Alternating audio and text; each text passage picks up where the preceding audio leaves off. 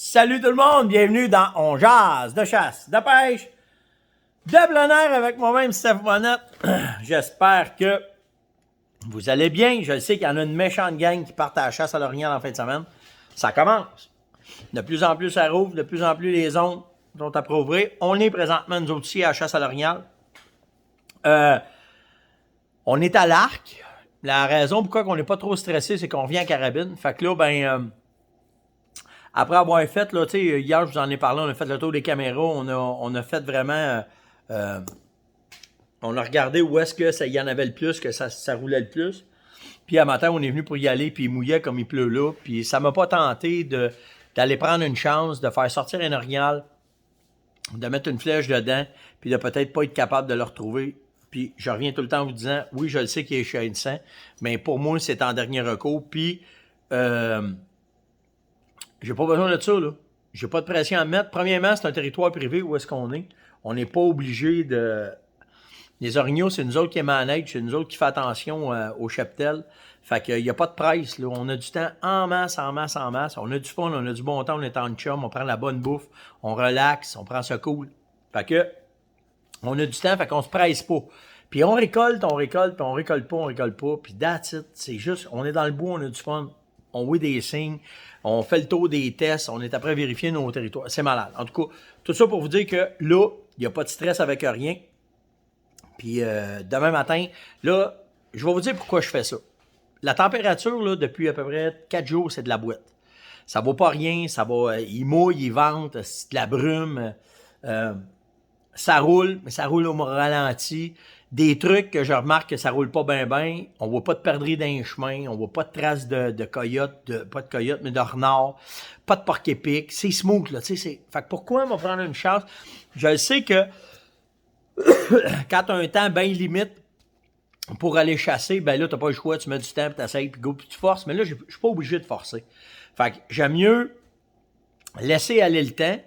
OK, on est arrivé mercredi, ça nous donnait jeudi, aujourd'hui on est vendredi, samedi, dimanche. Puis dimanche, il annonce de la pluie. Donc, samedi qui annonce beau, c'est sûr qu'on passe la journée dans le bois. Parce que entre les deux creux, il va y avoir de l'activité au coton, puis c'est là qu'il faut mettre notre temps. Fait qu'on va essayer ça, puis on va voir, puis c'est tout. Puis dimanche, je m'en reviens. On laisse passer une semaine, pour on décolle après par la carabine. Fait qu'il n'y a pas de stress avec rien, fait qu'on a vraiment du plaisir. Dans les nouvelles, dans les affaires, je vais vous parler de la ministre qui a fait l'annonce pour les armes à feu. Plein de sujets. Vous avez posé des questions, fait que je vais passer à travers ça. Ah! Mon Dieu Seigneur!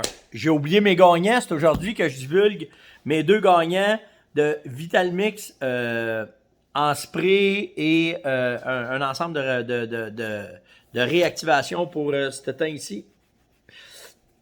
Ah, c'est bon. J'ai ma casquette depuis le matin, là, puis go. Fait que c'est ça. Fait que les 2 gagnants, sur la page Facebook, il y avait une annonce qu'il fallait que vous mettiez vos photos. On a eu au-delà de 400 photos sur la page Facebook, puis on a eu au-delà de 400 aussi photos sur Coach de chasse. Alors, merci tout le monde d'avoir participé. On voit que vous aimez le produit, vous avez des résultats, puis c'est ça qui est cool. C'était ça le but de l'exercice, c'était de voir vos résultats, puis on n'a pas rien à dire. Vous êtes content comment est-ce que le produit fait réagir vos gibiers. Alors, la personne qui gagne sur la page Facebook, qui a mis des commentaires, les photos et ainsi de suite, c'est une dame, la gagnante. C'est Nadia Gauthier, qui est dans la région de Matane. Alors, Nadia, si tu peux, venez me parler en privé pour m'envoyer tes coordonnées sur un Messenger. Puis moi, je vais m'organiser en revenant de la chasse pour te faire acheminer tes prix. Et le gagnant dans Coach de chasse, parce qu'on faisait faire un autre tirage aussi dans Coach de chasse. Et le gagnant, c'est Yvan Savoie. Alors, Yvan, la même affaire, je t'invite à, si tu peux, m'envoyer les informations, tes informations pour que je puisse te faire acheminer tes produits, la même chose. Ça va être bien fun. Merci à tout le monde d'avoir participé. Il y en a d'autres qui s'en viennent. On va faire d'autres tirages, c'est sûr et certain. Mais merci vraiment, vraiment, vraiment du fond du cœur de tous les commentaires positifs qu'il y a eu, puis de tout ce qui est arrivé. Puis, il y en a qui ont dit « Ah, moi, ça marche pas. » Ben, ça se peut. Ça se peut, parce que si j'avais le produit qui marche, là, ça serait hallucinant, hein? Fait que, inquiétez-vous pas. Moi, ce que je dis souvent, ceux qui ont des produits présentement, puis que c'est long avant que ça marche, soyez patients. À date, on n'a pas eu de place que ça n'a pas fonctionné avec le Vitalmix. Alors, continuez, puis soyez juste patient, puis laissez aller le temps, puis vous allez voir comment ça va aller, puis ça finit là. La ministre Guilbeault, aujourd'hui, a annoncé son plan d'action sans précédent pour le contrôle de la criminalité avec les armes à feu. On espérait qu'elle ne touche pas. Puis à date, en tout cas, de ce que j'ai lu, de ce que j'ai vu, elle n'a pas de l'air à nous toucher. Donc, ce qu'elle veut vraiment, c'est coordonner tous les corps policiers ensemble pour être capable de joindre, de mettre la main à la pâte, comme on dit par chez nous, là, puis que tout le monde se parle, que tout le monde fasse avancer, puis que ça arrête la criminalité. Surtout l'importation d'armes illégales au Québec. Il y a des budgets de 90 millions qui sont développés, alors que toute cette gang-là va se parler à cette heure, que ce soit la GRC, la Sûreté municipale, la Sûreté du Québec, les Peacekeepers, toute la gang vont être ensemble. Alors, bravo à la ministre pour cette... C'est correct, là, de mettre des mesures, j'ai rien contre ça, je trouve ça sharp, là, puis c'est bien parfait, puis go aussi, il faut essayer d'arrêter ça. Puis que là, ben, en tout cas, ça a l'air d'être une des seules ministres qui a de l'air à comprendre que c'est pas nous autres le problème, que c'est vraiment les gens, les bandits, là, les pourris là, qui font ça. Fait que nous autres, ben, on est safe, puis il n'y a pas de problème là-dedans. Fait que ben content de voir que cette fois-là, on a une policière, pas une policière, mais une ministre qui comprend un peu plus la réalité, puis que c'est pas ceux qui vont à la chasse, puis ceux qui ont des armes sportives à qui ça touche. Fait que chapeau à ce gouvernement-là. Je sais pas si tu as vu passer ça sur Facebook. Louis, il s'appelle Louis Riel. Il a mis une vidéo d'un boc orignal qui passe dans un chemin, puis faire rentrer le boc sur le cadre, puis le boc est crinqué net, puis il part après eux autres. Puis Louis, c'est un gars qui nous suit, qui fait partie de la gang, là, qui fait partie de la communauté au genre, qui est venu me montrer son vidéo, puis Yann l'avait vu, ses pères, puis là, on capotait sur la vidéo, fait que j'ai parlé avec, j'ai fait, mais vous êtes malade. Il dit, ouais, puis ils ont pensé pas qu'il était crinqué de main, parce que quand on est parti avec le pick-up, il nous suivait en plus en pick-up en arrière de nous autres. Fait que, un excellent vidéo. Les réactions des gars, c'est mourant, là, on riait des ententes, tout le kit. Mais n'empêche que, pour avoir écouté cette vidéo-là, ça prouve que quand un orignal embarque sur le câble puis qu'il ne voit plus rien, on voit que c'est un bug de 2 ans et demi, 3 ans et demi. Quand il est craqué. Puis là, c'est correct que les gars rentrent dans leur pick-up, ça court en esti pour pas se faire avancer par l'orignal. C'est bien drôle, mais d'un autre bord, si t'arrêtais en forêt puis qu'il y avait juste des petites épinettes, ça serait peut-être fait shaker à la tête. Puis quand ils sont embarqués de même, si t'es à l'arc puis que tu lâches une flèche, pour eux autres, ça peut être pensé comme un coup de corne d'un côté, fait qu'ils peuvent te charger. Alors, il faut être très prudent quand on fait l'appel du boc orignal, qu'on veut le provoquer, puis qu'on soigne, tu sais, quand on soigne le panache, qu'on soigne les bras, puis qu'on fait ça. C'est un signe de domination, puis d'agressivité. Alors, allez-y mollo quand vous faites ça, puis prévoyez un arbre, si c'est au cas où, pour vous cacher en arrière, parce que avoir les gars, ça rentrait en 5 grammes dans le pick-up, puis ils ont compris qu'il fallait pas niaiser avec un orignal, mais quand même, le vidéo il est excellent, puis de voir la réaction des gars, c'est vraiment bon.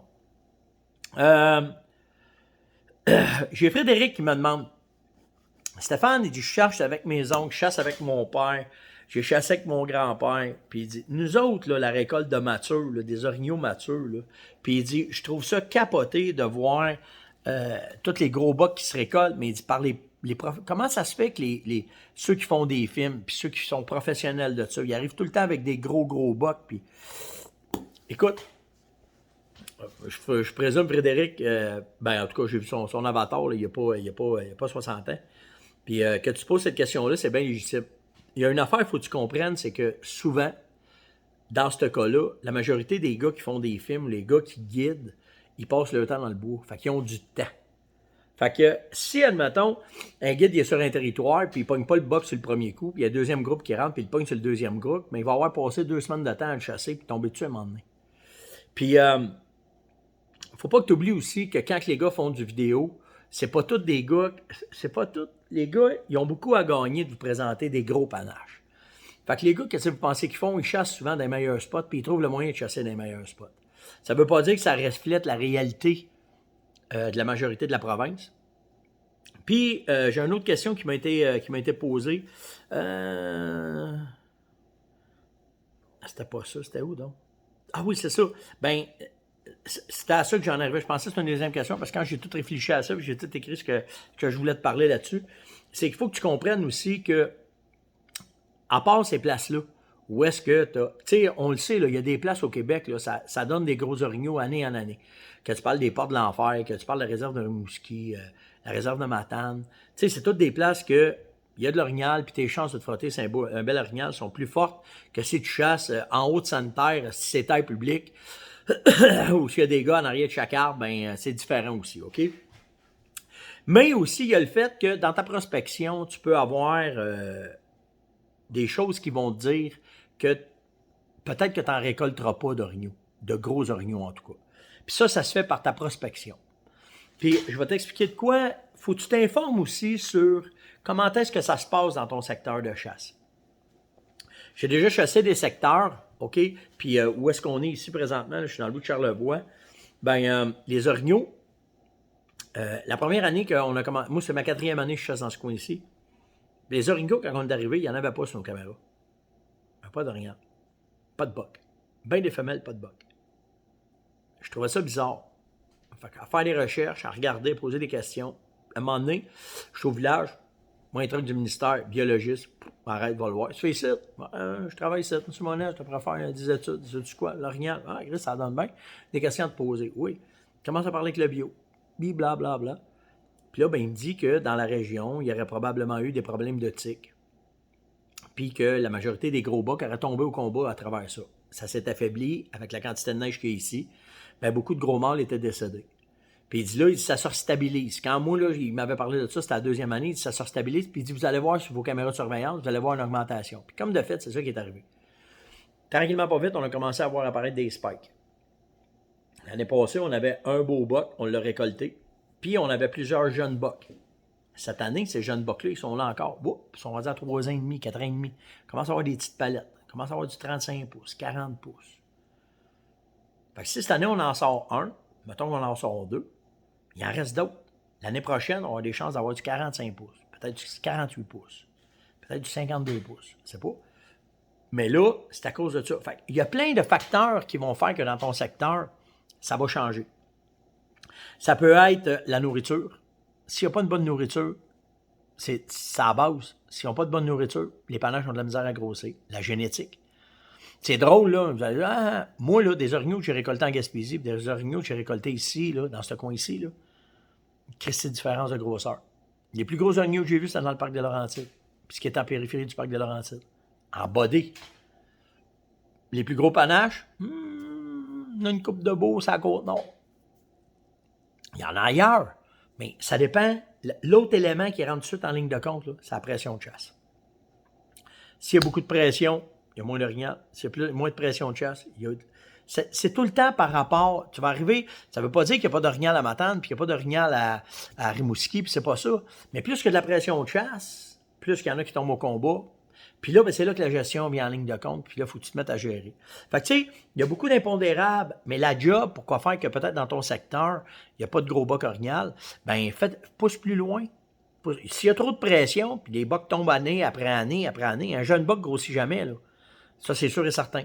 Fait que, tu sais, il y a plein d'évaluations à faire pour voir où est-ce que ça va aller, puis qu'est-ce qu'il y en a. Tu sais, j'ai parlé d'éthique, ça peut être des maladies.